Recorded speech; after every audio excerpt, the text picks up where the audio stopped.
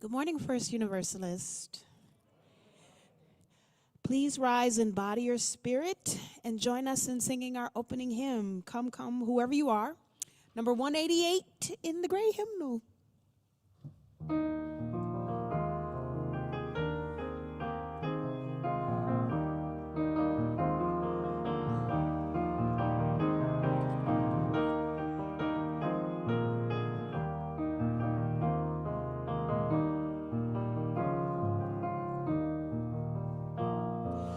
Come, come, whoever you are, wanderer, worshiper, lover of leavings, ours is no caravan of despair. Come, yet again come. Come, come, whoever you are, wanderer, worshiper, lover of leaving, theirs is no caravan of despair. Come, yet again come.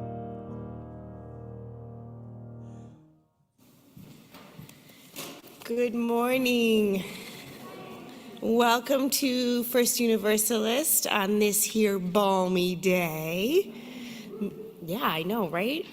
My name is Ashley, and I'm one of your ministers here. And this morning, I have the honor of leading worship with your Sanctuary and Resistance team. Let's show them a little love.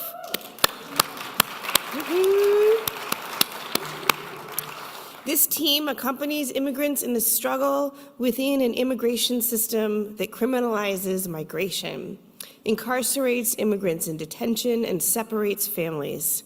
Since November 2016, they have carried out this work as an emergent strategy team and in conjunction with many community partners by providing sanctuary space in the church, observing at immigration court, distributing financial resources, and resisting to change the system. Trying to change the system, y'all. Namely, to make Minnesota a sanctuary state. Today, we get to explore and reflect on our UU faith and values in this congregation to give us courage, to give us strength and hope to accompany immigrant partners in the struggle for justice in our immigration system. Whew. But first, what do we actually mean by accompaniment?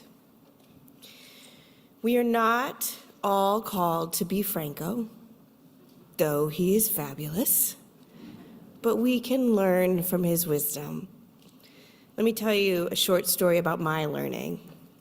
When I started my year-long residency as a chaplain at a hospital in Brooklyn, New York about 10 years ago, I had no idea what I was doing. There were seemingly superheroes in white capes that literally ran by me all the time to rescue people from the edge of death. They were the doctors. And then I would stand there trying to pray.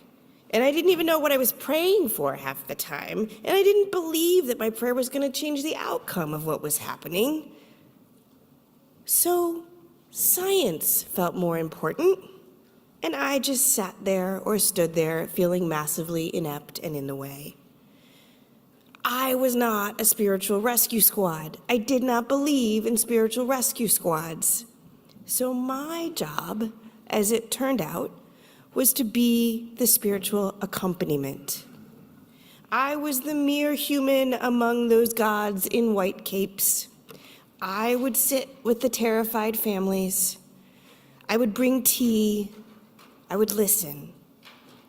Each time the elevator doors opened to a scene of crisis my pager had brought me to, I learned to pray silently to myself. Make me an instrument of your love, Holy One. A riff on that famous prayer by St. Francis of Assisi. I learned in time that being a non-anxious, loving presence there to do nothing of outward import, but listen and love and support the spiritual needs that emerged around me was another kind of medicine. It allowed the humanity and loving presence of others to arrive too, which in the middle of a crisis turns out to actually make a difference, not in the outcome of the crisis, but in the meaning people felt when they left that moment that would change their lives forever. So this morning, I'm praying again in this very different context of Sanctuary and Resistance Sunday that we may all become spiritual accompanists instead of the temptation to be the rescue squads of white saviorness or American exceptionalism. Make us instruments of love, Holy One. Teach us to listen. Teach us to be present. Teach us to accompany. May it be so.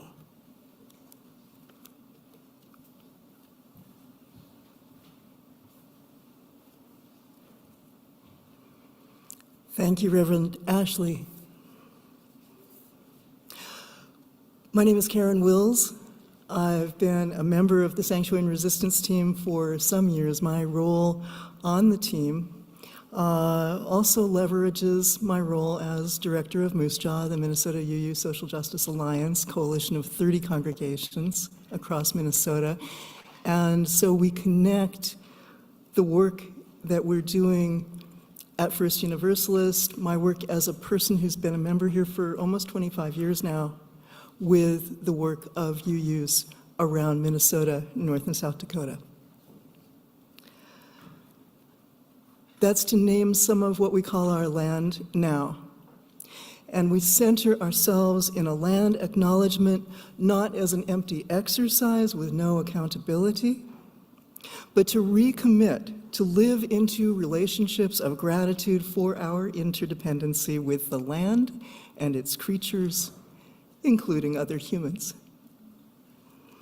Thank you to people who immigrated from Africa and Asia more than 16,000 years ago here to what we call North America now, who became today's indigenous peoples who have cared for this land and been cared for by its forests, lands, rivers, and prairies for centuries before new immigrants arrived.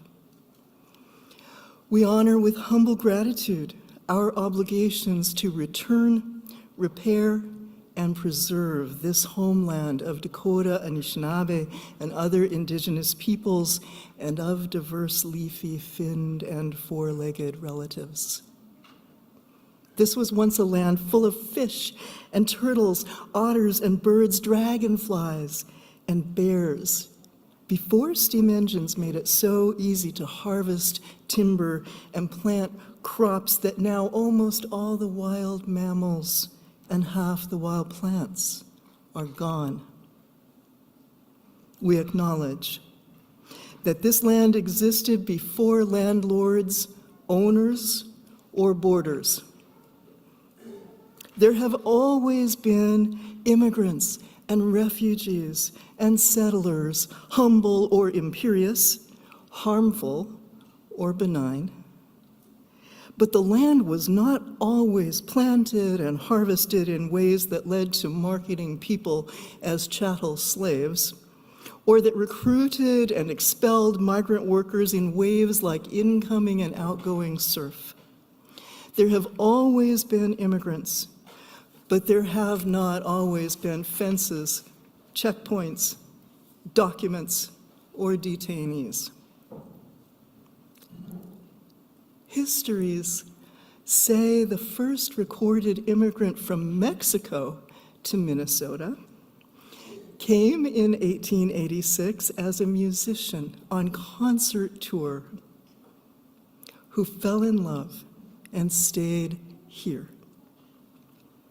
Thank you to all the peoples who've come with fearful or broken hearts, with hopeful and loving hearts to this land from every part of the world, bringing songs and stories and seeds and an indomitable determination to survive and to construct a new community of communities. And to close with words from my friend Ana Maria de la Rosa, let's take a moment to acknowledge that we too are land. Can you feel your own heartbeat under your hand? Can you interrupt the belief that there is some essential separation between you and the trees outside? The fish sleeping under the ice, the rabbits hopping tracks into the snow? Between you and someone sitting beside you? We are land, personified.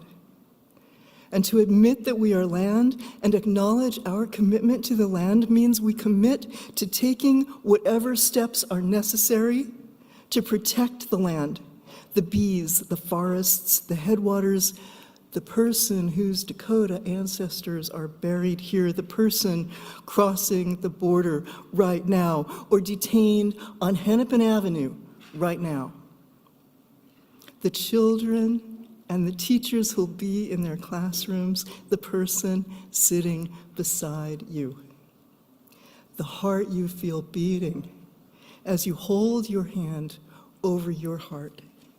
We are land.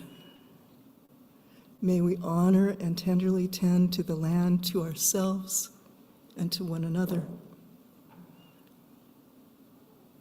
Aho, Ashe, and Amen.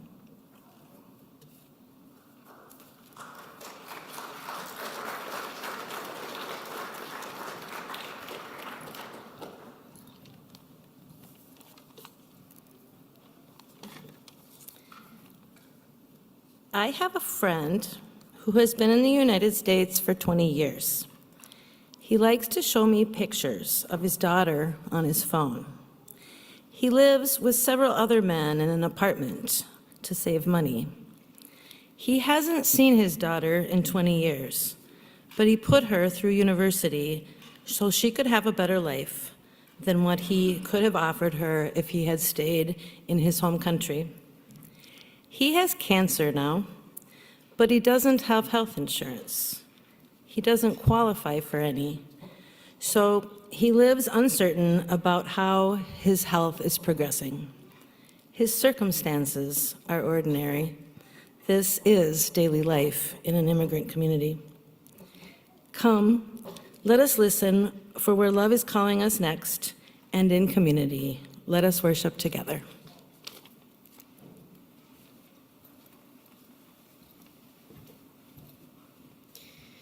Whether you are here in person or joining us online, please join us in lighting our chalice. And if you are elsewhere, I invite you to find a candle to light with us.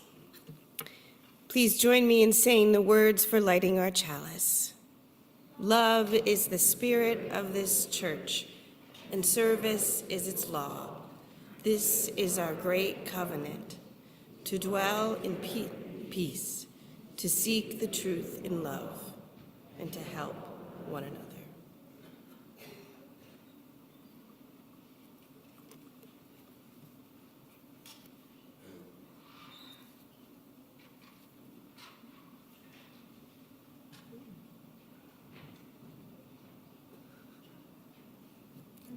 You know what? Sometimes justice takes persistence, and we'll keep working on this. In the meantime, we'll keep going with our service.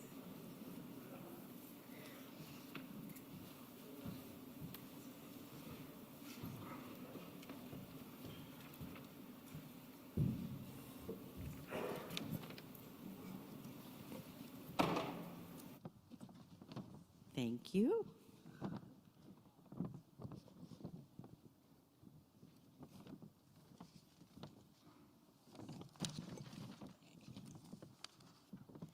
These masks.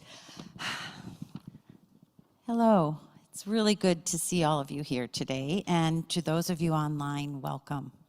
My name is Jean Guion, and I've been a member of the Sanctuary and Resistance team here at First Universalist since we began in late 2016, early 2017. And the work continues. It is not over. And so my role has been really varied over the years. Currently, I am a representative from this church on a couple of interfaith committees that deal with immigration justice. And I also help facilitate a core team who works in close relationship with people who have been living in our church building. Our team name is Sanctuary and Resistance. Those are kind of big words. We wanted to take a few minutes just to focus on the word sanctuary. There will be more references later to some of the resistance aspect of our work. But as you sit there and think about what sanctuary means, and if you're online, put an idea in the chat. We welcome that. But what are some ideas when you think of the word sanctuary? What comes to mind? And we invite you just to shout it out. Safety, yes. Protection. Someone say love. Welcome. A home. Wonderful. Comfort. Wonderful. Respite. Yeah. Respect. Thank you. All of those that you bring up, and when I think of like a bird sanctuary, there's a refuge there. We also talk about sanctuary. This room, A sacred we and call holy it a place. sanctuary. Yeah. Sacred and holy place.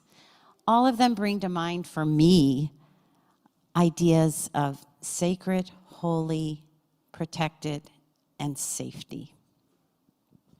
So this is my question. How do you know if you're safe? What does it feel like in your body to know you are safe? Relaxed, okay? Calm.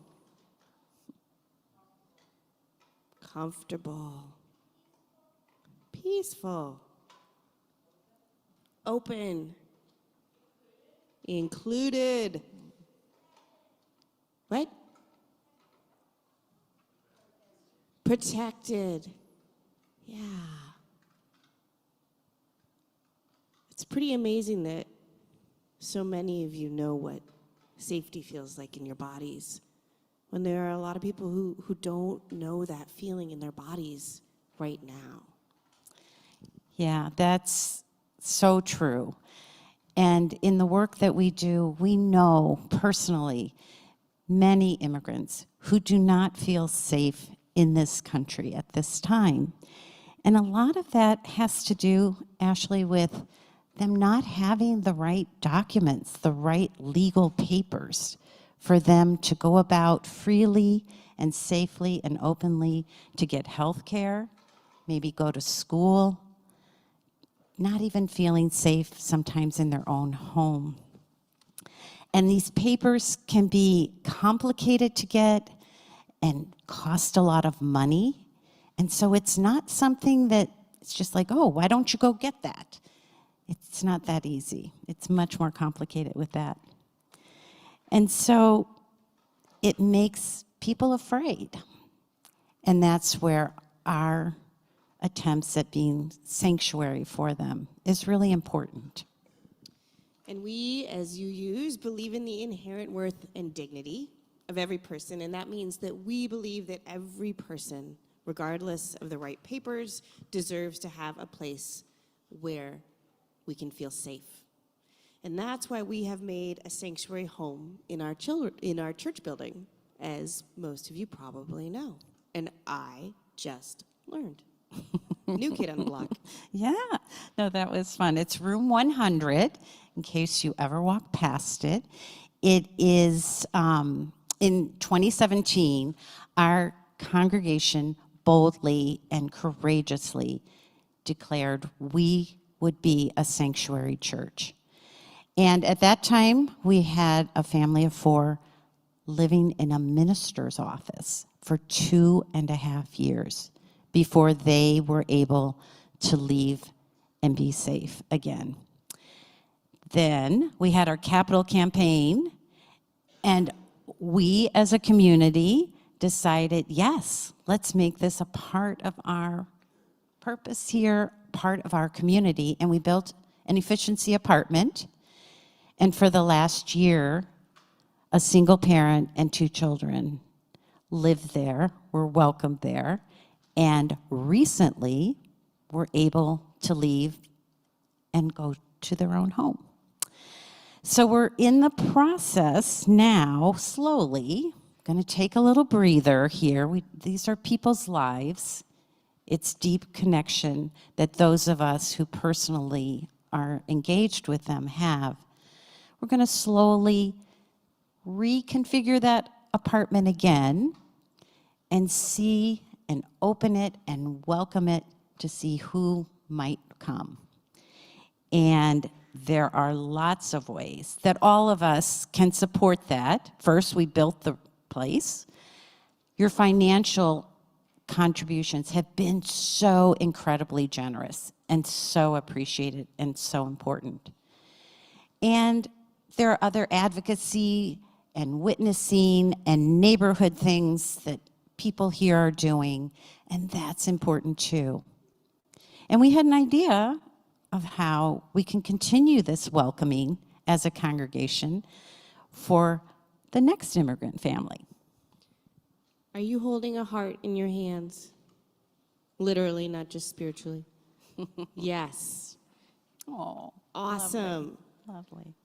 These, Oh, what? lovely, Oh my gosh, you're lovely. so ahead of the game.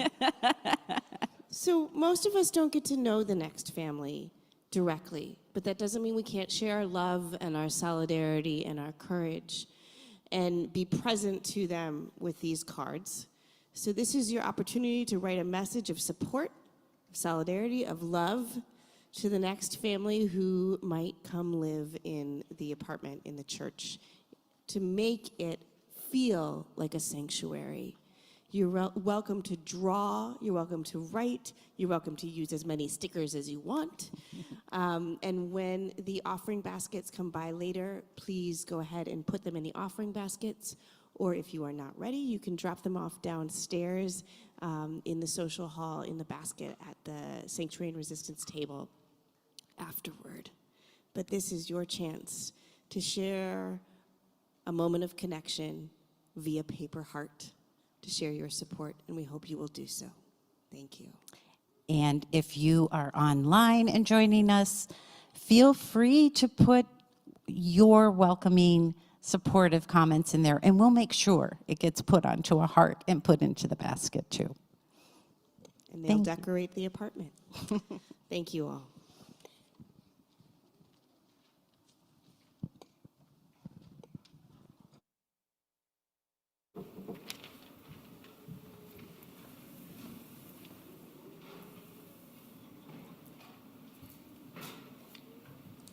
Please rise and body your spirit and join us in singing hymn number 131.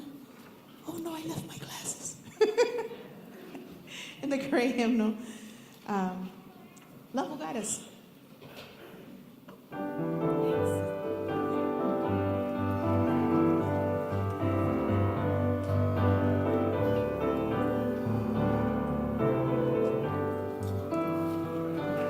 Love will guide us. Peace has tried us.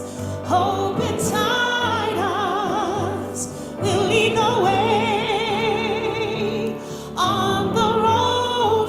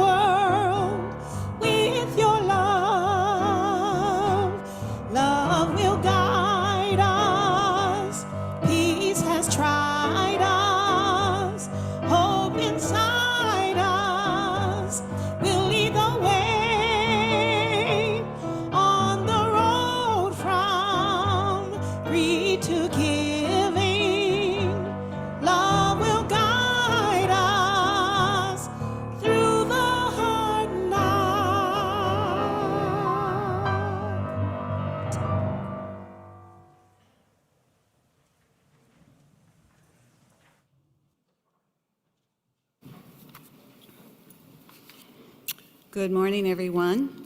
Glad to see you. My name is Joan Gentili Neymark.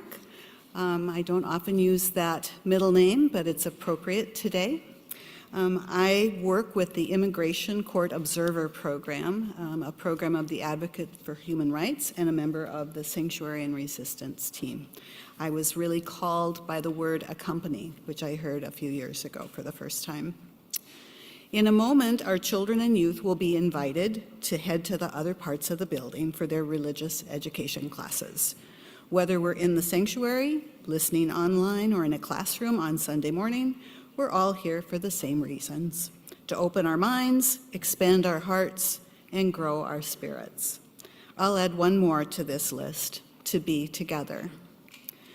Today's theme of accompaniment means that we go along with other people. We're with them in times both good and difficult, or as that song that we just said, through the hard night. We go with others in many ways.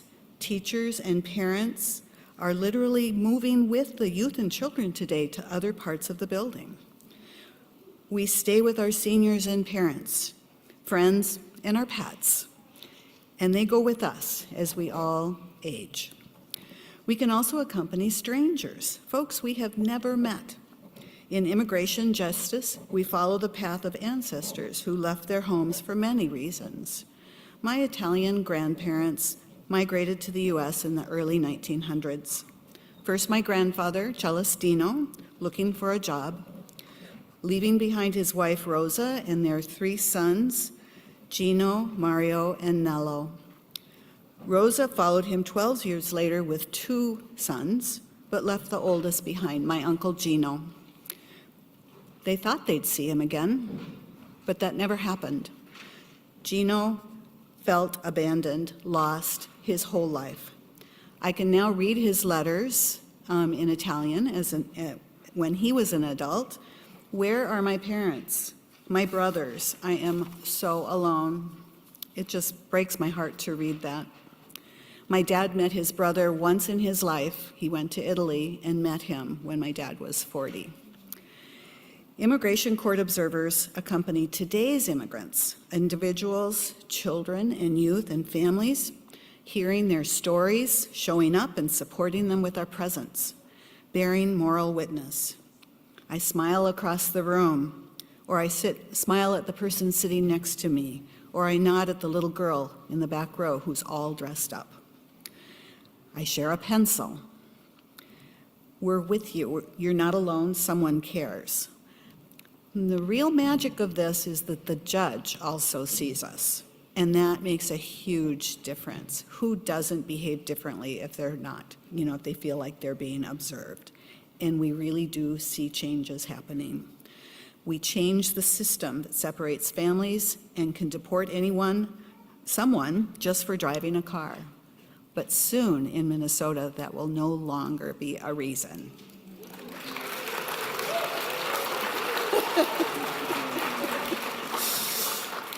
In church service in January, I heard something that has stuck with me that I think really spells what goes on in my life. We are all just walking one another home, embracing one another's humanness. So may we all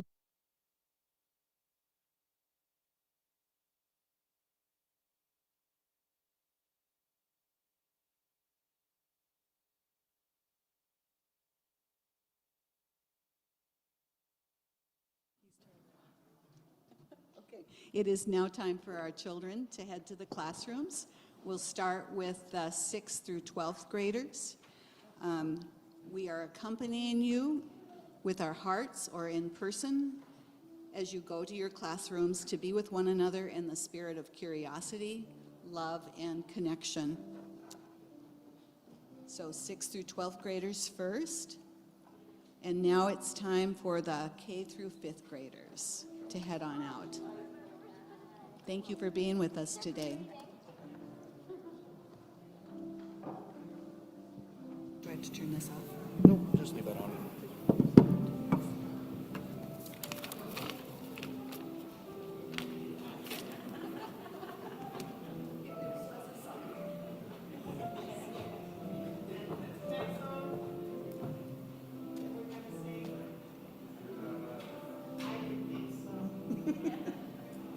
Yes.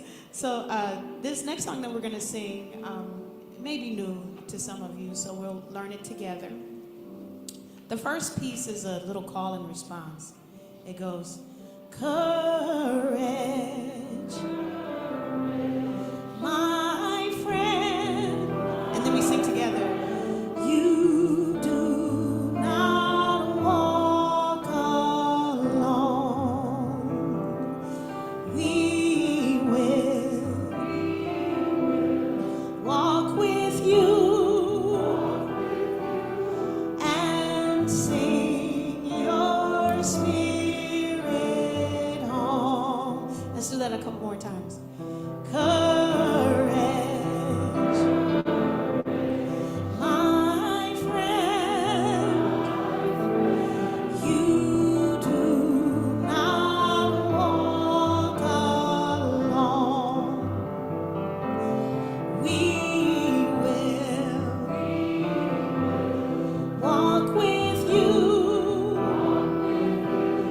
and sing your spirit home. One more time. Courage, my friend, you do not walk alone. We will walk with you and sing your spirit home.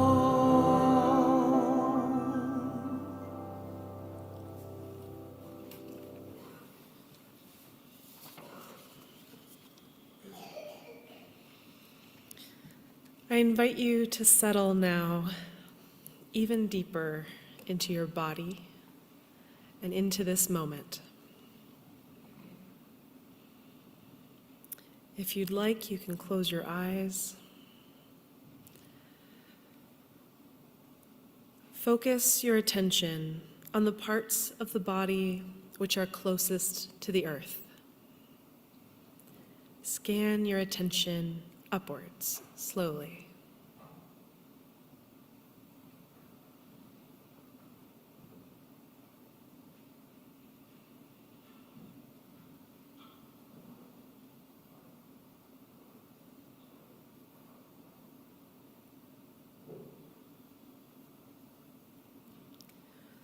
Focus your attention in the center of the body, where air becomes breath, where what is not you becomes you, where the line between blurs in a flow without ceasing. Scan your attention through the center of your body.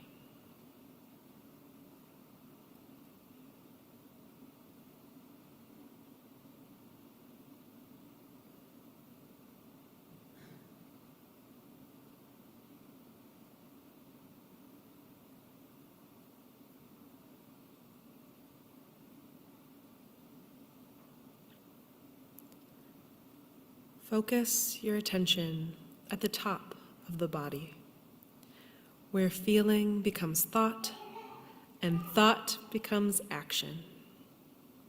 Scan your attention through the top of the body.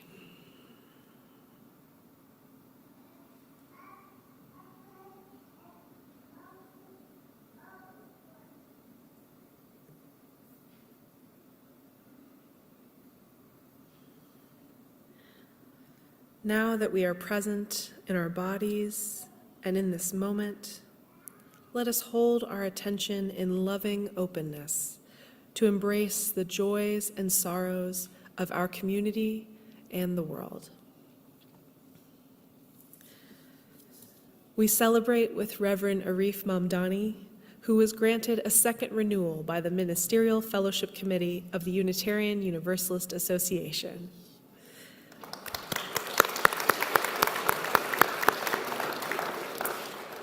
This means that Reverend Arif is 2/3 of the way toward full fellowship. Reverend Arif is grateful for the love and care of his Committee on Ministry and this congregation as a whole. Our love and care is also with our senior minister, Reverend Jen Crow, who started a 6-week leave earlier this week to care for herself in the midst of caring for 2 family members and a dear friend, all of whom are sick with cancer. We pray for those loved ones of Reverend Jen's, and that she finds time and space for her own care and healing while tending to the care of those she loves. We lift up the celebration of Black History Month. We lift up great gratitude for Blackness and Black people, for being exactly who you are in all your multiplicity. Those of us who are not Black offer deep, keening sorrow that the world is not at all as it should be for you, beautiful kindred. All people of goodwill vow to work alongside you for your justice, your liberation, and your joy. Finally, let us hold in our hearts our fellow human beings who have been displaced, escaping economic, political, or climate injustices. Let us remember that the vast web of life, including human life, is and always has been on the move, seeking survival and opportunity. Let us dedicate our hearts and souls to the work of justice so that all our homelands and descendants may know peace, and so the right of travel is restored to all who need it. Together, we hope and work so that the grip of addiction may be loosened, that the chains of oppression be broken, that grief might be shared, that joy might break through, and that love might make every suffering bearable for us all. May it be so.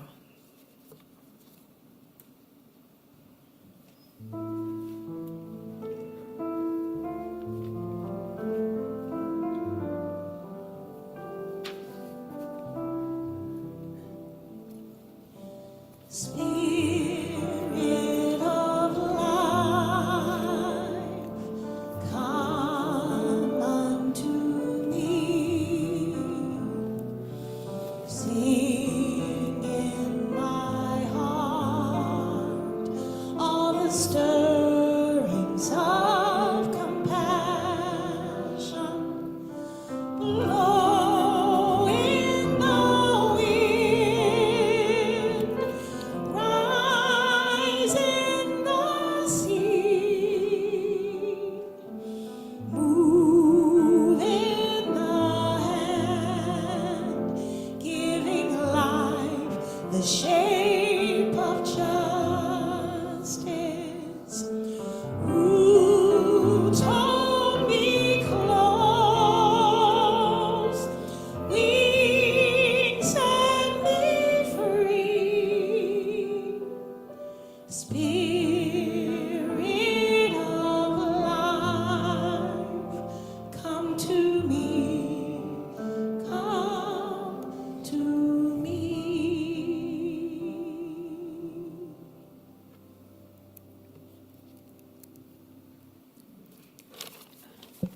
Good morning.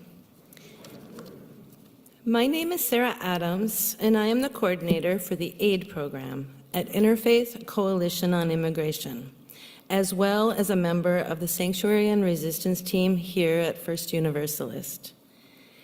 AID is a program which provides emergency assistance and resources to asylum seekers, undocumented immigrants, and detainees.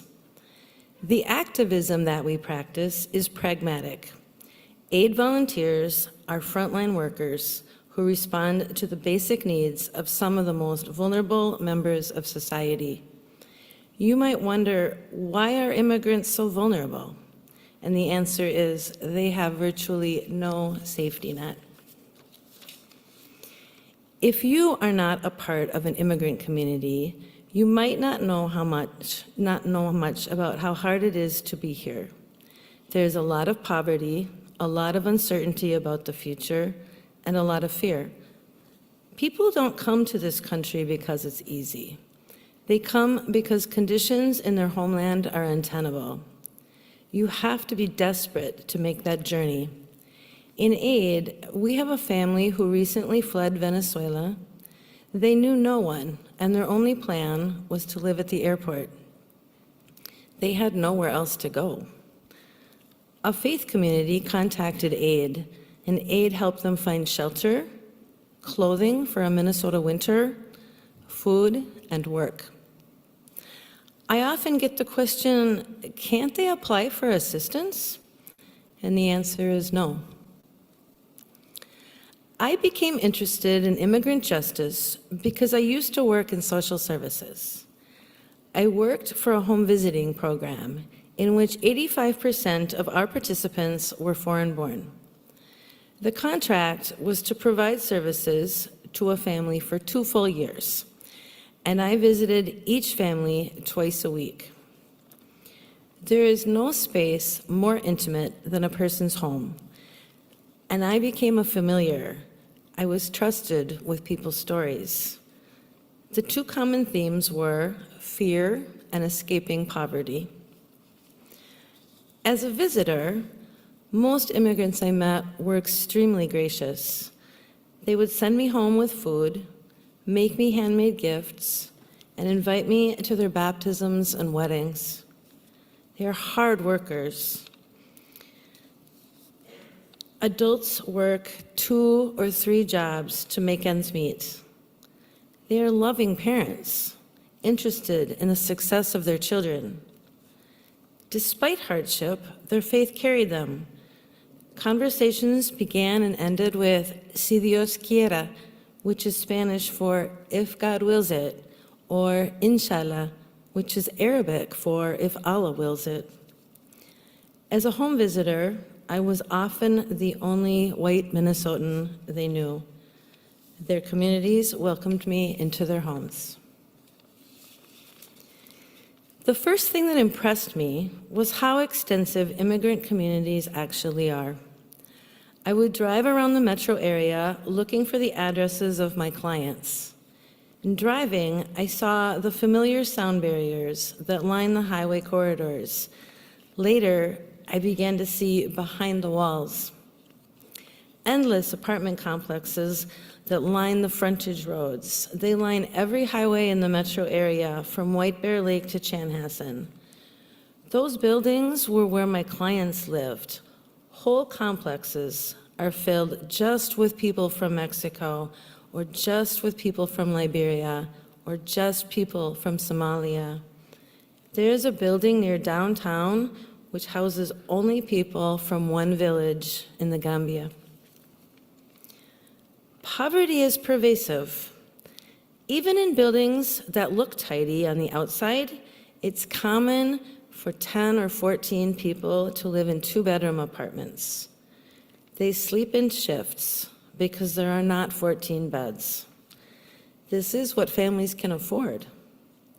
Landlords often don't make repairs. I remember an occasion when the ceiling literally fell down in chunks, and one of the chunks fell on a home visitor. The landlord made it clear that complaining would mean eviction, and the family didn't want to pursue their rights. They were too afraid because they had nowhere else to go. But poverty and fear are also relative. One client told me, in America, there is no poverty. I don't agree, but there are degrees of desperation. One client spoke of the gang violence that threatened her family. Another spoke of famine. The rain stopped falling and the crops wouldn't grow for years. To survive, villages emptied, except for the elderly. Grandparents left to care for the small children the mothers left behind. It's an impossible choice, but it is an act of love. Parents send money home for offspring they might never see again. We hear a lot about unaccompanied minors. Some of them are the children of our neighbors. One client drove to Arizona to meet her 12-year-old son, who had just crossed the border. He came alone by land from Ecuador. The rules for public assistance are really complicated. You have to be more than just poor. You have to inhabit a category. If you were born here, you qualify. If you have a green card, you qualify. If you have been granted asylum, you qualify. If you're here lawfully seeking asylum, you generally don't qualify.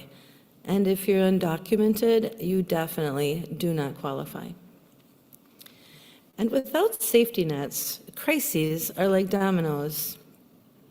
For me, the greatest irony working in social services was that most of the clients I'd been hired to help couldn't access most of the resources my agency had to offer.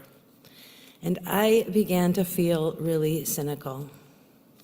And then, in about 2016, I discovered faith communities. I began to solicit funds from an area church.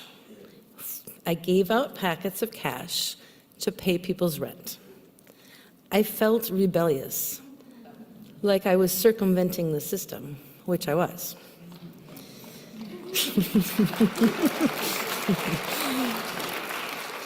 Those packets of cash staved off eviction for my clients. They filled the refrigerators of hungry children. I'm humbled by acts of unconditional generosity, the kind that doesn't make arbitrary rules about who is worthy. I'm also extremely proud to say that that church was First Universalist. It was an aha moment for me. I began to see faith communities differently, because faith communities can respond in ways that social services can't. They are not just places of worship. They are not just doctrines or creeds. They can be manifestations of action and radical kindness. The role of this faith community in immigrant justice work has real-life consequences for real people, and it's a lifeline. Thank you.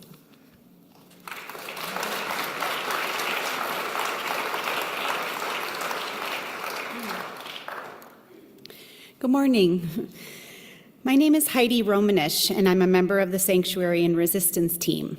For many years, I worked with the Sanctuary and Resistance Immigrant Fund, and currently I participate in the Sanctuary State Coalition work, of which we are a member. I grew up Unitarian Universalist at the St. Cloud Fellowship and at Camp Unistar. I knew I was different from my new elementary school friends. First, because I lived in a passive solar home, and when it came to religion. My third grade friends asked me, "What do you believe? Do you believe in God?" When I tried on the answer no to that question, I no longer had any friends. I learned from that experience, and I needed a response to the question, what do you believe? Luckily, at a table of materials at the UU Fellowship, I found a little card that answered that very question. It was red with a chalice on the front, and it could fit in your wallet. It clearly stated the UU principles: the inherent worth and dignity of every person, respect for the interconnected web of which we are all a part, justice, equality, and we come together to search for truth and meaning. I not only believed these core values, I began to see them acted out in the social justice work of my family and my UU community. In 1987, I met other UU youth at my first Camp Unistar Youth Week. These nonconformist UUs came from all around the Midwest. They caravanned from towns I had never heard of: Fergus Falls, Ames, Iowa, Champaign, Urbana, Illinois. And they were listening to punk rock, resisting injustice at their schools and in society. My friend Joey Long's mother worked in a domestic violence shelter, and we all cried listening to the song Luca by Suzanne Vega. Our minds and hearts were open, and we were vulnerable together to feel pain and question, why is there this violence? I couldn't articulate it then, and it is hard to capture it now too. Yet I believe it was who we were as Unitarian Universalist youth, which led us to search for truth and meaning together. We were uplifted by each other for this 1 week out of the year and charged our batteries to return to our conservative communities to face our struggles. I returned to my Unitarian Universalist faith after living in Costa Rica for 14 years. I came here to First Universalist for the first time on the Sunday following the November election of 2016. I was already involved in the immigrants' rights struggle with the group MIRAC, the Minnesota Immigrant Rights Action Committee, and the Driver's License for All campaign, and protesting to end family detention and deportations. So when I heard that this church was once a sanctuary space to provide safe housing for immigrants in the 1980s, and they were ready to do so again, I joined with others to form the Sanctuary and Resistance team. We accompany those who are most impacted by the injustices of our immigration system, which criminalizes migration, incarcerates people in immigrant detention, and separates families. I know what I believe. I don't need the little card anymore. It is a belief in the inherent worth and dignity of every person, that we are all interconnected and respect this beautiful web we weave and break, and that justice, equality, and peace in our world is what we work toward, together in our search for truth and meaning. The truth is, this work of accompanying immigrants in this oppressive system is heartbreaking, makes me rage with anger, and challenges my inner white savior.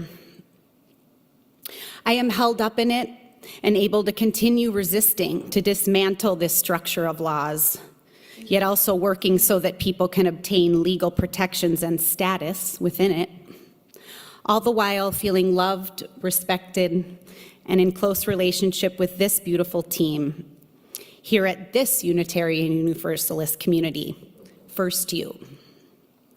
La lucha sigue. The struggle continues.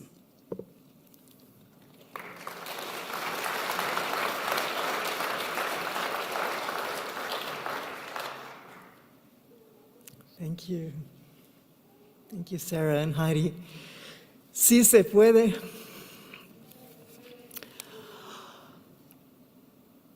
And now, it's time for us to ask for your packets of money. We're going to give you the same opportunity that Sarah had. We're going to share that opportunity with the whole congregation. Hello, balcony people! And invite you to donate. The collection today comes to the Sanctuary and Resistance Immigration Justice team. One strength of our team is a rich, long-standing, and diverse network of our connections with various immigration justice groups in the metro and statewide, and our particular current focus for financial support is that the money that comes through us at this moment will go to the Interfaith Coalition on Immigration, whose incredible work you've heard just a little bit about from Sarah today. Please also feel free to put your hearts, metaphorically and literally, into the collection basket as it goes around. During coffee hours, there'll be a table in the social hall to explore opportunities to get more involved, whether you have an hour a year or an hour a week. And you can talk with any of us who are already actively committed to the team. Thank you so much for opening your hearts, opening your wallets, and sharing some of your abundance with this work. For folks online, There'll be a slide with the contact information for your Venmos and contributions, and we love and appreciate you as well. Thank you.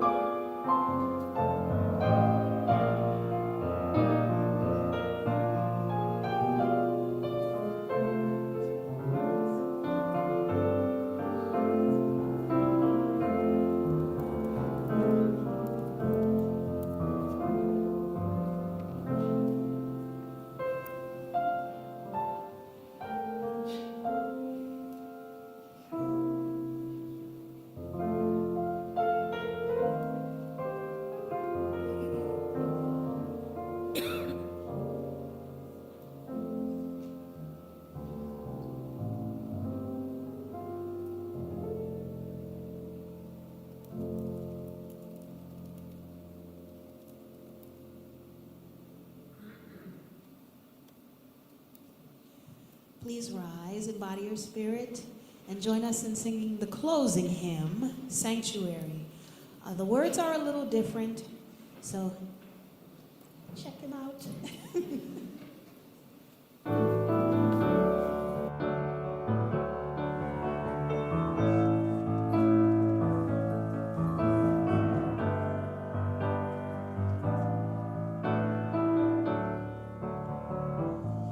Make us aware,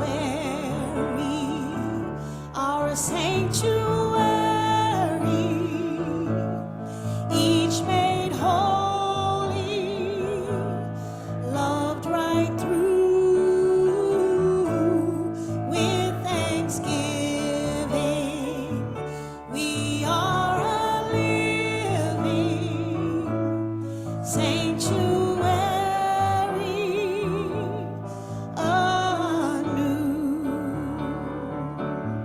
Make us aware, our sanctuary, each made holy and loved right through. With thanksgiving, we are a living sanctuary.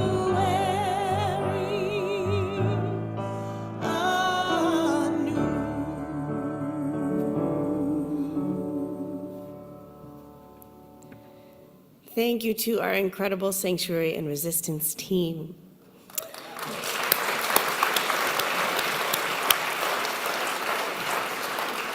Thank you to our visual arts team that I forgot to thank at the beginning for this.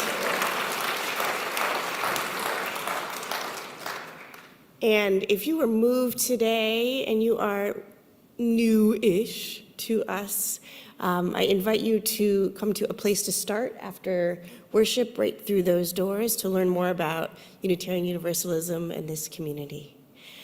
And now, I won't make you keep standing. May you go forth to be instruments of love. May you go forth to make this congregation an instrument of love. And may you go forth to make our immigration system an instrument of love.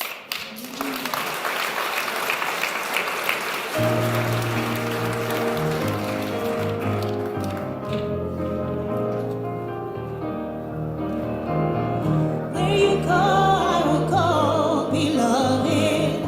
Where you go, I will go. Where you go, I will go, beloved. Where you go, I will go. And your people are my people. Your people are mine. Your people are my people. Your divine, my divine. Where you go, I will go, beloved. Where you go, I will go. Where you go, I will go, beloved. Where you go, I will go. And your people are my people. Your people are mine. Your people are my people. Your divine, my divine.